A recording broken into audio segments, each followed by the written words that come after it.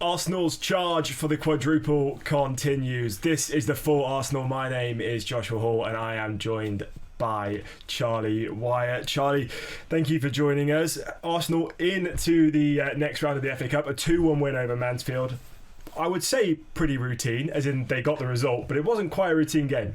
No, it wasn't. It was quite a tough game in the end, and there was a period where I thought certainly Mansfield were going to take it into extra time. They had a brilliant chance in the 93rd minute. It was a real test for Arsenal. Quite a bruising game, as we all expected, on a really bad pitch. But look, quadruple, still on, still a possibility. Arsenal fans can dream. It's going to be incredibly difficult. But I think at the start of the season, if you said to any Arsenal fan, we're going to be in mid-March, and you could still win all 4 trophies, I don't think many would have believed you. Well, it's the first time they're in the quarterfinals since they last won the competition in 2020. They're definitely progressing in all those competitions. I wouldn't say they're playing free-flowing football that makes you think they're going to just run away with them all, but you've got to be in them to win them, and they are in them. Let's talk about the game. It was an interesting start just purely based off that team. You know, I think everyone was a bit surprised to see how little of a midfield there was in there. It was almost 3 defenders and then a bank of 7 attackers. Mikel Arteta admitted after the game that he changed it after about 10 minutes when it wasn't working. What did you think of that lineup when you first saw it? You were there, and is that sort of just him trying to rest as many players as possible, do you think? Well, the initial reaction, I think, when we were in the press room, we were getting the team sheets handed out, and it was obviously surprised. It's quite rare to be that shocked these days over a team selection and a lineup, because you always have a fair idea, don't you? But it shocked everyone really, and it was a mixture of players out with injury, and there's obviously a few of those again, and players like Declan Rice, Martin Zubimendi, Gabriel, who all had sort of knocks that I think would have been able to play had it been a different game, had it been cup final, but he wanted to give them a bit of a rest. Of players like Saka on the bench needs a rest. They had this sort of just bizarre lineup where the back 3 I thought was a huge gamble, simply because you've got a 16-year-old there who's obviously going to be a really good player, an absolute top player, Marley Salmon. I mean, that's obvious. He's going to be an England player. He's going to be a great player for Arsenal. But he obviously sort of, slipped up for the goal a bit, although it wasn't all his fault. I think Mosquera didn't help him at all. But I think to have a 16-year-old in the back 3 on that pitch against a League One team who were really strong physically was really unfair. And the fact is, when Hincapié came on, they looked a bit better. Mm-hmm. For a period. Obviously, they still had some ropey moments in the second half. Salmon got through it really well, and we'll see him again this season. But that was a strange decision. And of course, Max Dowman, absolutely brilliant. What a player he's going to be. Again, I guess Arteta had less choice, really. He had to start Dowman there, even though, again, it was a gamble in that he'd not played since last year. I mean, you've watched it only 45 minutes in action for the under-21s. On, again, a bad pitch. He suffered his injury, an impact injury against Man United at St George's Park. And, first 10, 15 minutes, he got some whacks, Max. And he overcame that. Once again showed what an unbelievable footballer he's going to be. And I was thinking, what do you think? When do you think we're going to see Max Dowman given his England debut? And I don't think it will be. Some people saying, could he make the World Cup? It's not a Theo Walcott situation. No. Yet. But obviously we're co-hosting the Euros in 2 years' time, and I think Max Dowman's in that team. When do you think we could see him? I could certainly see that happening. I think it all depends on how much football he gets under Arteta and the regular minutes. I mean, we know that last season Mikel Arteta would have liked him to have been more involved than he was, but there was issues with his birthday and when he couldn't play. This season he's been part of that first team squad. Although he has played under 21s football and he has been playing a lot. Like I say, I've seen him play some of the 21 stuff. He is absolutely part of this first team squad at Arsenal, which is remarkable given his age.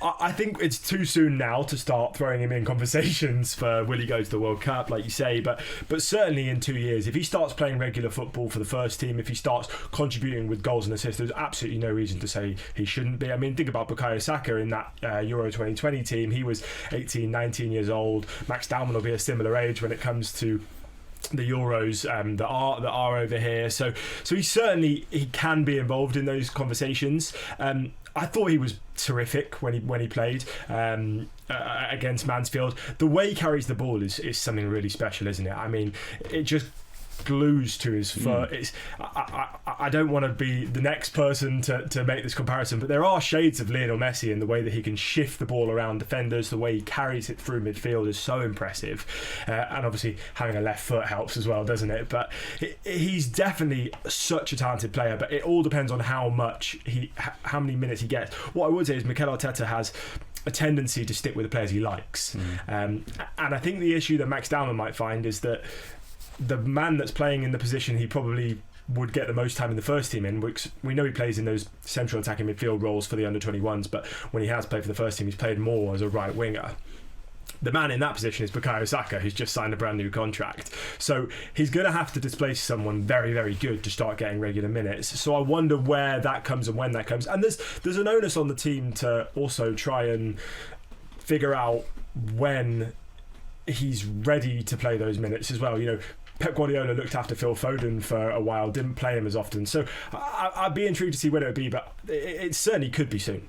I think the beauty of Dowman is that he's a player at a time where Arteta's getting criticised, quite rightly, for Arsenal's style of play, yet he's fielding a player who is unbelievable to watch.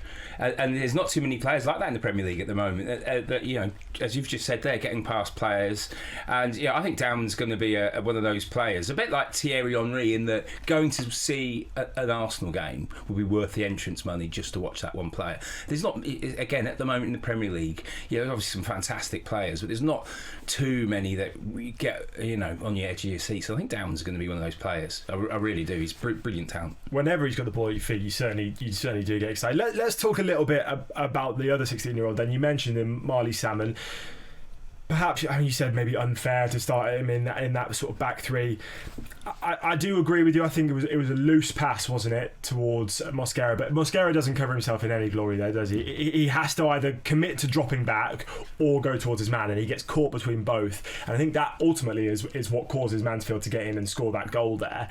I mean, what's unusual, I don't know how much Marley Salmon you've watched. I've watched a lot of the under-21s recently, but probably the strongest part of his game is his passing. He's got a great range of passing. He moves the ball around really well. He can find a long pass. He's so crisp and confident on the ball, and that's why I think he probably does have a big future in this Arsenal team, because that's what centre-backs need to be now. They need to be good on the ball. I mean, do you worry for him maybe that this might be a knock to his confidence, or overall he had a good enough game for this to be a positive for him? No, he'll be fine. He's going to make mistakes. He'll make higher profile mistakes than that. So will Max Dowman. It happens.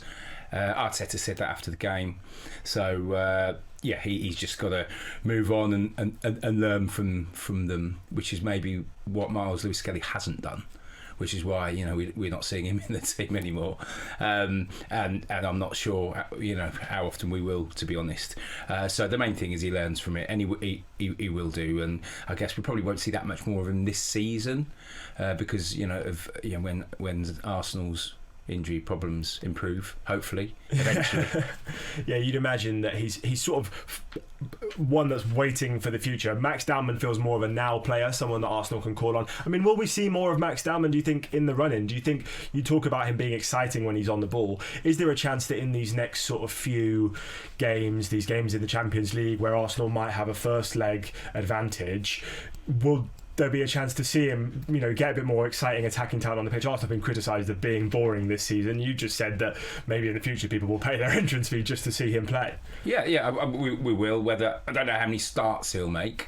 Maybe, as you say, if they've got that really healthy first leg advantage, but we will see him.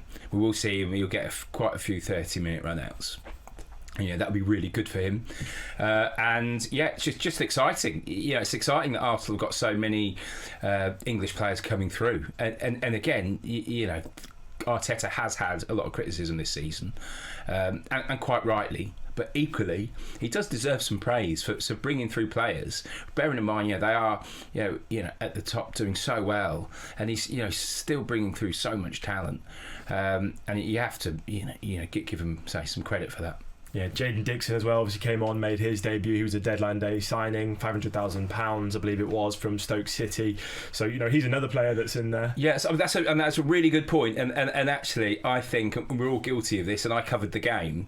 We probably focus so much on the two 16-year-olds that actually Arsenal signing an 18-year-old in the transfer window from Stoke for £500,000, and all of a sudden he's playing for a team chasing the quadruple, is a brilliant story in itself. Yeah. And we haven't made probably that much of it, but because Marley Salmon and Dowman are history makers, as they the youngest players to play for Arsenal in the Cup, weren't they?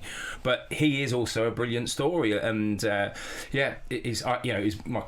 colleague Simon Collins mentioned on Saturday about the transfer fee. I didn't even know the transfer fee, but again, that's some good business, Arsenal, to snap up a player, but again, put him into a FA Cup 5th round game. It's brilliant. Yeah, he's another player, and there was some other ones on the bench, Andre Harriman and Noose, Ife Ibrahim, who have all got minutes at points this season as well. So there's definitely a bright future there. Let's talk about the players that did make a difference for Arsenal in terms of the goal scoring. Noni Madueke and Ebere Eze. Both brilliant goals. When you're playing against a team like Mansfield, those are the kind of goals you need. They're going to sit in, they're going to make it really difficult. So those long-range efforts and those sort of maverick players like Eze, like Madueke are going to be so important for Arsenal. I think Mikel Arteta at times has been guilty of choosing players that are a bit more conservative. He doesn't like people to make mistakes, but those two are players that arrived this summer, and I think as soon as they arrived, people knew they were going to be that sort of maverick player that would take pop shots, take shots from distance. I mean, the way Eze hit that second goal was just venomous. It was such a good effort. I wonder whether this breeds a bit more confidence into them. I want to talk a bit about Ebere Eze. Simon wrote about it, and I spoke to Mikel Arteta about it a couple of weeks ago now. Between the months of March and May, Eze's been a player that really sort of kicks into gear. When he was at Crystal Palace, he had an incredible record in these months. In fact, I've got some stats here for it. So he scored 22 goals in 41 games for club and country between March and May in the last 3 seasons. I know that he scored 40 goals in his Premier League career, and 50% of those have come in those final 3 months of the season. Crystal Palace fans like to joke that when the sun comes out and the clocks go back, he gets better. So do you think that maybe now's the time he's going to kick on and help Arsenal in this run-in? I hope so. He's a great player. We've not seen the best of him. I think that's obvious, isn't it? I mean, he's probably been in what would you say? What would you mark him? 6 out of 10 so far? Yeah, maybe even a 5 out of 10. I mean, other than those games where he has, the Northern Derby and Crystal Palace, that's it, isn't it? So he needs to kick on. Of course, he can do it. He's a great player. He needs to, because if he doesn't, he's not going to get an England squad. So he really needs to push on. But it was a great goal. Great goal from Madueke as well, and similarly, he's been okay, but while all the focus and the stick's been dished out to Victor Gyökeres, and they paid obviously 50 odd million for him. They paid the same amount of money for Madueke, similar, and as it was 60 million, and they're probably quite glad that they're getting less focus on them. And they played really well. It was a good job they played well, because I thought Gabriel Jesus was terrible. He was absolutely awful. And again, the stick that Gyökeres has had, and when Jesus was coming back, and he's a great player, but equally just a reminder that his performance Saturday was why Arteta signed Victor Gyökeres. Obviously they've got Havertz as well. They did need to do something. Gyökeres wasn't a total waste of money, which I think some people are saying. He could have done a lot better, but Jesus was disappointing, and his teammates definitely bailed him out. Yeah, there was definitely some frustration. I think Gabriel Martinelli as well didn't have the best game. He was terrible, yeah. That's one way to put it. I certainly don't think he had his best game, did he? I think both of them struggled. I mean, let's look forward now. That's Arsenal into the quarterfinals. They're in the last 16 of the Champions League. They have that first leg game against Bayer Leverkusen on Wednesday. How important is it for them to keep momentum going now in this race for the quadruple? We keep saying it as if Manchester City aren't also doing the exact same thing. But whilst it's still something there, it's something to talk about because Arsenal absolutely can do it. They need to keep this momentum going, and they should get the better of Leverkusen. They should do. They're not in a sort of a great moment. They've only won 1 in 4 in the Bundesliga. They sort of got past Olympiacos with their 2 goals in Athens. It was 0-0 at home. But equally, it's not a free pass for Arsenal to get into the quarters. It's still going to be a difficult game. Do I think they'll win? Yes, but it'll be a good atmosphere in the ground. It's quite a small ground, quite a tight ground, only about sort of 30-odd thousand. I'm doing a piece for Wednesday's paper on Jarell Quansah, who I don't know what Liverpool were thinking, letting him go for £35 million when they needed a defender and they need one now. But the last few weeks, he's really enhanced his reputation. He's up for Bundesliga Rookie of the Month for February. He's playing... Leverkusen play with a back 3, and he plays on the right of that back 3, and he's doing really well. So that would be a good test for Arsenal to try and get past him. Up front, Pat Schick, I've always liked him. I think he's got 7 goals for them. Used to play for Roma. I remember him playing for Roma in the Champions League semi-final against Liverpool in 2018. But he's a player I always thought would end up in the Premier League. He's got a bit. Feels West Ham. I don't know why. 100%. Patrick Schick feels like a West Ham player to me. I totally agree. And so again, he's decent. They've got some decent players. But if you're playing a team that's 6th in the Bundesliga. Arsenal, will obviously expect to win. I'm sure they'll be okay over the 2 legs, even if they don't win on Wednesday.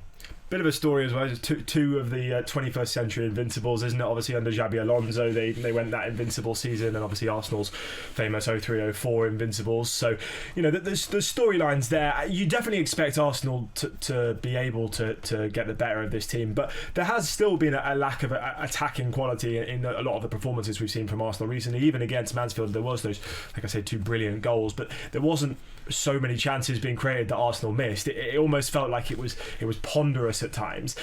And I know in the Champions League they've been a lot more open, haven't they? And they've been able to score more goals, Arsenal.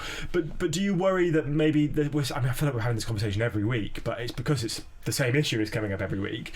Do you worry that there's a bit of pressure on this Arsenal forward line to just really start kicking now when it really matters? Because against a team like Leverkusen, who, like you say, they play with a back 3, they're going to be able to crowd that area around the box. Bukayo Saka is always going to... He's such an outlet when he cuts in on that side. He's going to have to face up against Quansah. He's going to face up against more defenders than he's used to on that side.